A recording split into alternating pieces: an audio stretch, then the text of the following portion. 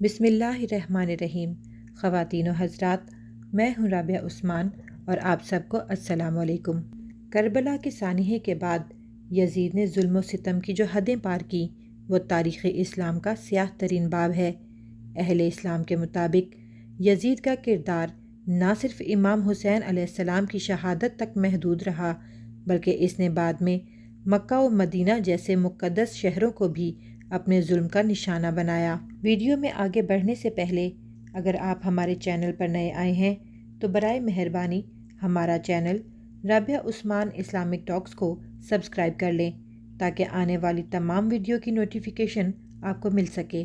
کربلا میں امام حسین علیہ السلام اور ان کے 72 جانثار ساتھیوں کو بے دردی سے شہید کرنے کے بعد یزید سمجھ رہا تھا کہ اب اہل بیت کا نام مٹ جائے گا، مگر اسے اندازہ نہ تھا کہ شہادت حسین علیہ السلام ایک ایسی چنگاری ہے جو امت کو ہمیشہ جگاتی رہے گی۔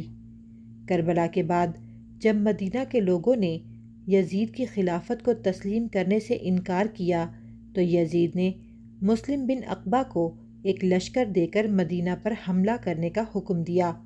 اس ظلم و ستم کو واقعہ حرہ کہا جاتا ہے۔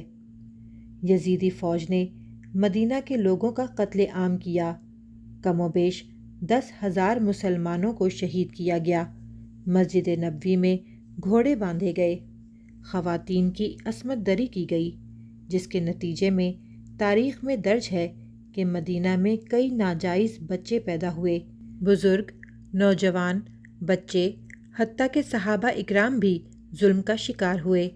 امام زین العابدین کے گھر پر بھی حملہ کیا گیا مگر اللہ تعالیٰ نے ان کی حفاظت فرمائی۔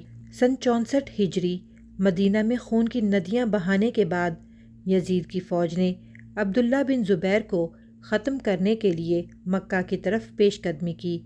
عبداللہ بن زبیر نے یزید کے خلاف علم بغاوت بلند کیا تھا۔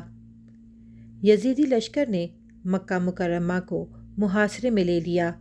منجنیقوں یعنی پتھر پھینکنے والی مشینوں سے خانہ کعبہ پہ آگ برسائی گئی، خانہ کعبہ کا غلاف جل گیا اور کعبہ کا ایک حصہ متاثر ہوا۔ لوگوں نے پناہ لینے کے لیے خانہ کعبہ کی دیوار سے لپٹنا شروع کیا مگر یزیدی فوج نے کسی کو نہ بخشا۔ کئی حاجی اور زائرین قتل ہوئے۔ خانہ کعبہ کو نقصان پہنچانے کے بعد یزید کا ظلم انتہا کو پہنچ گیا۔ اسی دوران یزید اچانک دمشق میں مر گیا۔ اس کی موت کے بارے میں مختلف روایات ہیں۔ بعض کے مطابق وہ شراب کے نشے میں گر کر مرا۔ بعض اہل اسلام مورخین کہتے ہیں کہ وہ لعنت اور عذاب کا شکار ہو کر ہلاک ہوا۔ اس کی لاش کسی قبرستان میں دفن نہ ہو سکی اور کتا قبر کھود کر اس کا گوشت نوچ لے گیا۔ اہل اسلام ان واقعات کو یزید کی خلافت کی ناپاکی اور ظلم کی نشانی مانتے ہیں۔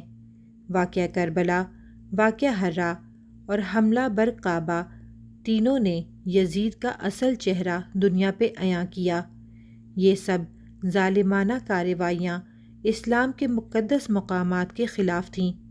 اہل بیت اور ان کے ماننے والے آج بھی انسان خات کو یاد کر کے آنسو بہاتے ہیں اور یزید پر لعنت بھیجتے ہیں۔ ناظرین، اسی امید کے ساتھ اجازت دیں کہ آپ کو ہماری ویڈیو پسند آئی ہوگی۔ ملتے ہیں بہت جلد ایک نئی اسلامی، تاریخی اور تحقیقی ویڈیو کے ساتھ۔ دیکھتے رہیں رابعہ عثمان اسلامک ٹاکس۔